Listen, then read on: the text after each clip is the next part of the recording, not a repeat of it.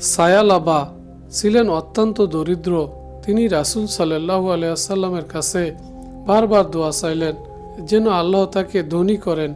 রাসূল সাল্লাল্লাহু আলাইহি ওয়াসাল্লাম তাকে সতর্ক করলেন, কিন্তু সে শুনল না। সম্পদ আসার পর তার নফসে আম্মারা জাগ্রত হলো। প্রথমে সে জামাতে নামাজ ছাড়ল, তারপর জুমা ছাড়ল। এক সময় যখন জাকাত ফরজ হলো, সে জাকাতকে ট্যাক্স বা জরিমানা বলে প্রত্যাখ্যান করলো।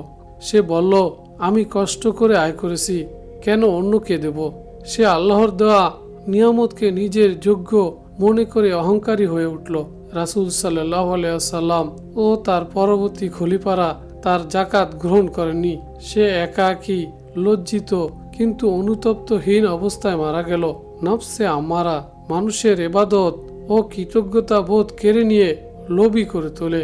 সম্পদ যখন আত্মার উপর চেপে বসে, তখন মানুষ স্রষ্টাকে ভুলে পশুর মতো ভোগবাদী হয়। নফসে আম্মারার অনুসারীরা আল্লাহর বিধানকে বোঝা মনে করে তা অস্বীকার করে।